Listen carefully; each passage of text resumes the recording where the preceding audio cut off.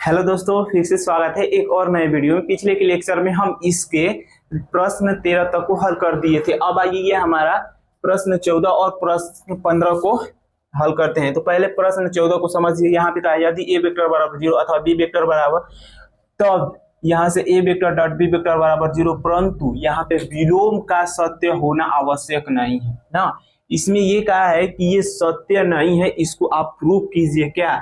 एक उदाहरण द्वारा अपने उत्तर की पुष्टि कीजिए। तो यहाँ से चौथे को लिखते हैं, यहाँ पे हल, यहाँ पे मान लेंगे। अब हम अपने अनुसार कोई भी सदिश मानेंगे तो उसका तो हम डॉट प्रोडक्ट तो 0 ला देंगे, लेकिन ए वेक्टर बराबर 0 होगा, बी वेक्टर बराबर 0 होगा, कभी भी नहीं होगा। तो यहाँ से मान लीजिए, जैसे यहाँ से मानेंगे ए वेक्टर बराबर, एक मान लेते हैं 0 हमको लाना है, एक मान लेते हैं प्लस में, और यहाँ से बी वेक्टर बराबर यहाँ से मान लेते हैं एक माइनस में। ठीक, इतना मान ली। डॉट प्रोडक्ट तो वहां से तो हो जाएगा ए वेक्टर डॉट बी वेक्टर, तो इसका करेंगे तो 1 माइनस 1, ये हमारा तो 0 के बराबर आ जाएगा। लेकिन ये कभी भी हमारा 0 के बराबर नहीं आएगा ए वेक्टर ना। तो देखिए इसको कैसे हिंदी में लिखना है, यहां से कर दीजिएगा, अतः ए वेक्टर डॉट बी वेक्टर बराबर 0, परंतु हो जाएगा ए वेक्टर डज नॉट इक्वल 0, अथवा दिया है तो आप लोग या कर दीजिएगा, नहीं तो अथवा, और ये हो जाएगा B vector does not equal 0। यानी ए वेक्टर का डॉट प्रोडक्ट बराबर 0 आ सकता है, लेकिन इनका 0 नहीं आ सकता है। इतना लिखने के बाद अब यहां से क्या लिख दीजिएगा, यहां से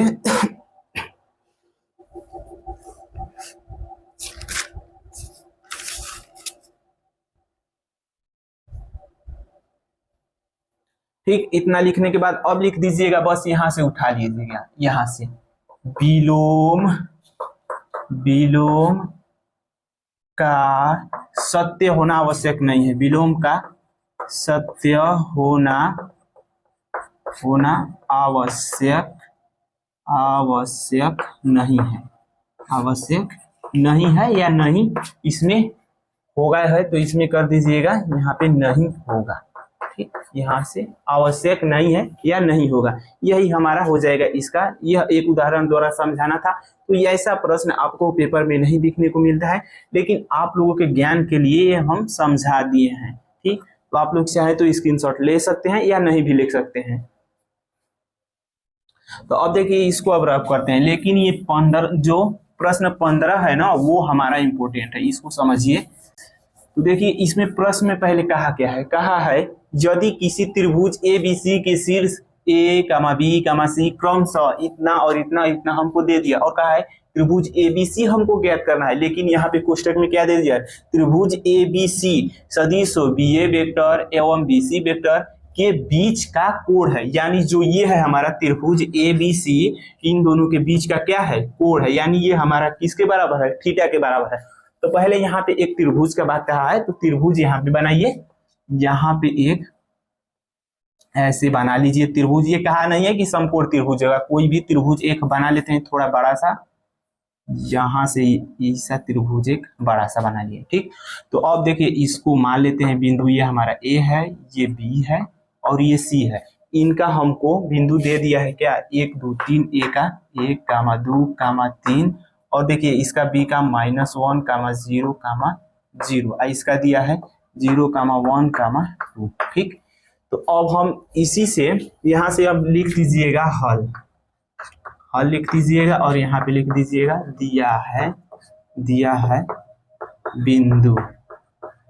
है बिंदु, यहाँ से हो जाएगा ए कामा 2 कामा 3 कामा बी हो जाएगा -1 कामा 0 कामा 0, व सी 0 कामा 1 कामा 2 यहाँ से है। तो ठीक, तो देखिए इसी से हमको पहले क्या निकाला, इन्हीं बिंदुओं से पहले हम बी ए वेक्टर निकालते हैं ना। तो यहाँ से बी ए वेक्टर, तो इसका फार्मूला हम बताए हैं कि जब दो बिंदु का सदिश निकालना होता है तो ये होता है x2 माइनस x1 आई कैप, और ये हो जाएगा plus y2 minus y1 j cap plus z2 minus z1, ये हो जाएगा के कैप। ठीक, तो अब देखिए बी ए वेक्टर का बात कहा है, तो इन्हीं दोनों में से मान लीजिए पहले क्या है, देखिए पहले बी है ना, तो इसको मानिए x1 यहाँ से y1 और z1, ये हो जाएगा x2 y2 z2। ठीक, तो यही हमारा इसका फार्मूला है ना। तो अब देखिए यहाँ से इसको कैसे करेंगे, x2, तो x2 की जगह पे क्या है 1 माइनस, और x1 की जगह पे है -1, तो माइनस में माइनस पे गुणा होगा तो 1 हो जाएगा, यहाँ से j कैप। ठीक, प्लस y2 की जगह पे 2 है माइनस y1 की जगह पे 0, यहाँ से हो जाएगा, सॉरी यहाँ पे i कैप रहेगा और यहाँ पे j कैप ना। अब यहाँ से इतना हो जाएगा, अब प्लस, अब z2 माइनस का z1 है ना, तो पहले देखिए z2 क्या है 3 और माइनस 0, ये हो जाएगा k कैप। ठीक, तो अब इसको जोड़ेंगे तो 2i cap plus 2j cap plus 3k cap. उसी प्रकार सेम टू सेम हम किसका मान निकालेंगे, अब यहाँ से BC, तो अब इसको x1 x2 x1 y1 और z1 रहने देंगे, अब इसको मान लेंगे x2 y2 और ये हमारा हो जाएगा z2। सेम उसी प्रकार हल करना है। देखिए अब ऊपर का हम मिटाते हैं इतना, अब इसकी कोई जरूरत नहीं, इसको तो बता ही दिए हैं। अब यहाँ से निकालिए BC वेक्टर ना, तो यहाँ से हो जाएगा BC वेक्टर। तो अब हम फार्मूला नहीं लिखवा रहे हैं क्योंकि एक बार हम लिखवा दिए हैं। देखिए x2 माइनस का x1 तो 0 है, तो यहाँ से 0, माइनस पहले से रहेगा लेकिन यहाँ पे माइनस है ना, तो माइनस माइनस प्लस का 1, यहाँ से हो जाएगा i cap plus y2 minus का y1, ये भी हमारा 0 हो जा रहा है, तो वही सेम टू सेम हो जाएगा, उसको लिख दीजिएगा 1 माइनस 0 j कैप, और ये हो जाएगा प्लस 2 माइनस 0, ये हमारा k कैप। इसको जब हम हल करेंगे तो इधर ही कर देते हैं, i कैप बचेगा और ये भी प्लस j कैप और प्लस 2k कैप। अब देखिए ये एक एक है तो एक एक हम नहीं लिख रहे हैं क्योंकि एक एक आगे हमारा छुपा हुआ होता है, आप लोगों को पता ही होगा। तो अब इसी से हमको देखिए हमारा फार्मूला होता है, अब इन दोनों का क्या फार्मूला लिखा देते हैं, उसके बाद इसका परिमाण निकालेंगे। तो देखिए फार्मूला हो जाएगा BA vector dot product BC vector बराबर हो जाएगा इसका, यही हमारा हो जाएगा ऊपर यहाँ से BA वेक्टर का परिमाण, और ये हो जाएगा BC, यहाँ से BC वेक्टर का परिमाण, ये हो जाएगा हमारा cos थीटा। लेकिन थीटा की जगह पे आप लोगों को क्या मानना है, यहाँ से देखिए ये हाँ त्रिभुज ABC, तो यहाँ से थीटा की जगह पे हो जाएगा त्रिभुज ABC। ये प्रश्न में कहा है कि आप लोग थीटा की जगह पे इतना मानेंगे ना, ये फार्मूला हो जाएगा। तो अब देखिए अब इन सबको रफ करते हैं, आप लोग स्क्रीनशॉट लीजिए। तो अब देखिए इतना को रफ करते हैं, अब सवाल से हमको मतलब नहीं है इतना। ये हमारा BA वेक्टर, एक BA वेक्टर रहेगा यहाँ से इसका परिमाण निकालने के लिए, और बाकी सबको आप लोग मिटा दे रहे हैं इतना।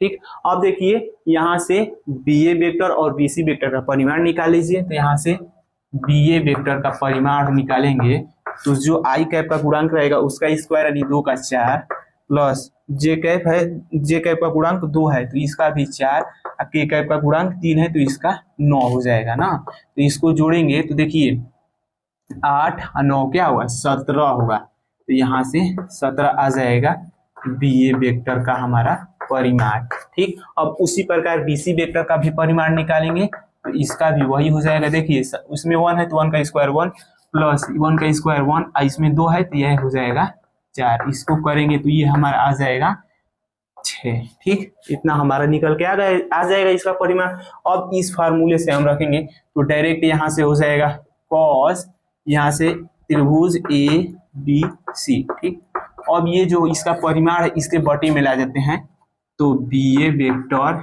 और ये BC वेक्टर, इसका परिमाण हो जाएगा हमारा BA वेक्टर और ये BC वेक्टर का परिमाण। तो ये ऊपर ही हम निकाल देंगे इसका डॉट प्रोडक्ट। तो BA वेक्टर का देखिए 2i cap plus 2j cap और प्लस 3k कैप। ठीक, इतना है, और उसका है i cap plus j cap plus 2k cap. आज इसका परिमाण निकाल दिए हैं, इसका निकाले हैं तो रूट हमारा 17 आया है, इसका रूट 6 आया है। ठीक, अब इसको भी रफ कीजिए, देखिए कर दे रहे हैं।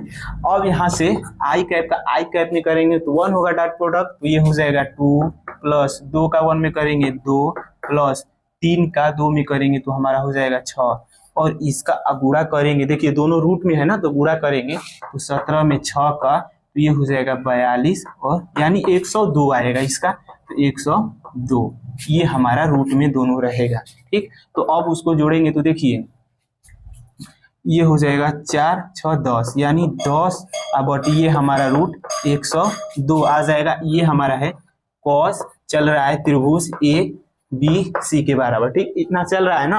अब ये कॉस है, कॉस को उधर कर देंगे तो ये हमारा यहाँ से, इसलिए लिख दीजिएगा त्रिभुज ए बी सी बराबर कॉस इनवर्स 10 बटे रूट में हो जाएगा 100 हमारा 2। यही हमारा करेक्ट आंसर हो जाएगा। तो उम्मीद है आप लोगों को समझ में आ गया होगा। तो आप लोग स्क्रीनशॉट लीजिए, उसके बाद इसके अगले प्रश्न पे हम लोग चलते हैं।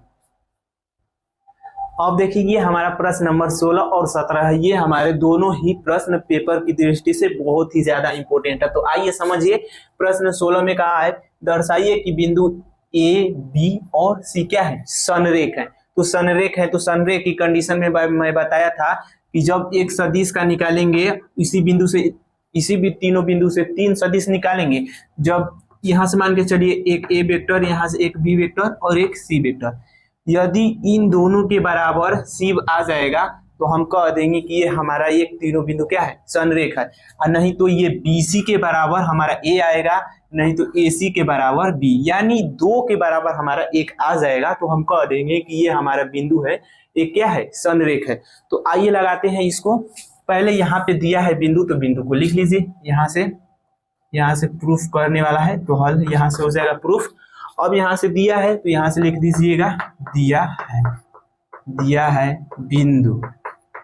बिंदु दिया है हमारा A1, 2, 7, बी दिया है 2, 6, 3 और ये सी दिया है हमारा 3, 10, -1। ठीक, इतना हमको दे दिया है। अब देखिए बेसिक मैं बताया हूँ कि दो बिंदु का सदिश निकालने का ये हमारा फार्मूला होता है। आइए समझिए, पहले ए बी वेक्टर का निकालेंगे, ए बी वेक्टर, तो यहाँ से इसका फार्मूला हो जाएगा दो बिंदुओं का सदिश निकालने का, x2 - x1 i cap plus y2 - y1 j cap.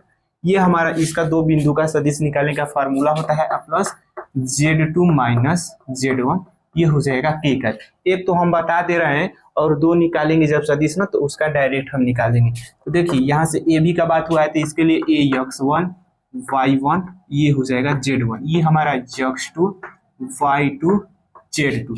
देखिए इस फार्मूले में है हमारा x2 - x1, तो दो में से एक को घटाएंगे तो हमारा एक बचेगा i कैप प्लस, अब y2 6 है, आज देखिए y1 क्या है 2, तो 6 में से 2 को घटाएंगे तो 4 j कैप। ठीक, प्लस अब देखिए यहाँ से z2 क्या है 3 है, लेकिन z1 7 है तो माइनस में आ जाएगा ना, तो 3 में से 7 घटाएंगे तो माइनस का 4 बचेगा। तो यहाँ पर प्लस है तो प्लस माइनस में गुणा होगा तो माइनस का यहाँ पे 4 की कैप हो जाएगा, यानी ए बी वेक्टर यानी ए बी का सदिश ये हो गया। उसी प्रकार अब बी सी का निकालेंगे, तो अब इसको अब मिटा दीजिए। अब बी सी का निकालेंगे तो इसके लिए x1 y1 z1 ये हो जाएगा x2 y2 z2। ठीक, तो अब देखिए यहाँ से BC वेक्टर, तो BC वेक्टर का इसी फार्मूले से देखिए x2 - x1, तो 3 में से 2 को घटाएंगे तो एक i कैप यहाँ पे हो जाएगा, यहाँ से i कैप। ठीक, और उसके बाद देखिए यहाँ से 10 में से 6 को घटाएंगे तो हमारा 4 बचेगा, तो प्लस 4 j कैप।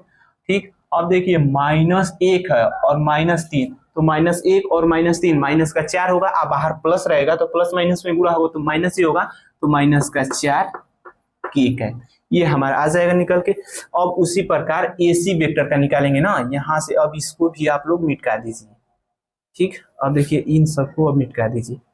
अब यहाँ से AC वेक्टर, तो AC का हो जाएगा ये x1 y1 z1, ये हमारा हो जाएगा x2 y2 z2 ना। तो अब AC का निकालिए, तो यहाँ से AC वेक्टर, तो अब देखिए x2 - x1, तो 3 में से 1 को घटाएंगे तो 2 i कैप। ठीक, यहाँ पे प्लस रहेगा, प्लस लगता रहेगा, और 10 में से 2 को घटाएंगे तो 8 j कैप। ठीक, अब उसके बाद देखिए माइनस का 1 माइनस का 7 माइनस का 8 हो जाएगा, लेकिन बाहर क्या रहेगा प्लस रहेगा, तो प्लस माइनस में गुणा हुआ तो माइनस ही होगा, तो यहाँ पे माइनस का 8 ठीक है। ठीक, अब आप लोग चाहे तो इसका परिमाण निकाल कर लीजिए, नहीं तो अब देखिए हम सदिश से ही पता कर लेते हैं क्या ये दो सदिश के बराबर एक है हमारा। तो देखिए इसको क्या करेंगे कि इन दोनों को आपस में जोड़ देंगे तो ये हमारा AC के बराबर आ जाएगा। देखिए यहाँ से कर देंगे यहाँ से, इसलिए AB vector plus BC vector. तो AB वेक्टर हमारा देखिए यहाँ से I cap plus 4J cap minus का 4 K कैप। उसी प्रकार BC वेक्टर प्लस का I कैप प्लस का 4J कैप माइनस का 4 K कैप ना। देखिए एक I कैप एक I कैप हो जाएगा हमारा 2 I cap 4J cap 4J cap plus 8J cap minus का 4 K कैप माइनस का 4 K कैप हो जाएगा माइनस का 8 K कैप, जो कि हमारा देखिए AC वेक्टर के बराबर है। तो देखिए 2 को लेकर चले 1 के बराबर हमारा आ गया ना, तो यहाँ से लिख देंगे अतः बिंदु A, B व C क्या है, संरेख है, संरेख है। बस इतना लिखने के बाद आप लोग यहाँ से कर दीजिएगा प्रूव्ड। प्रूव्ड का मतलब कि ये जो दिया था ये हमारा सिद्ध हुआ कि ये बिंदु एक एक संरेख है ना। तो आप लोग अब स्क्रीनशॉट लीजिए। उसके बाद ये प्रश्न 17 है, सेम उसी के आधार पे, लेकिन इसको थोड़ा परिमाण लेकर हम बताएंगे कैसे। देखिए इसको बहुत आसानी तरीके से लगाएंगे ना। अब देखिए इसको रफ करते हैं।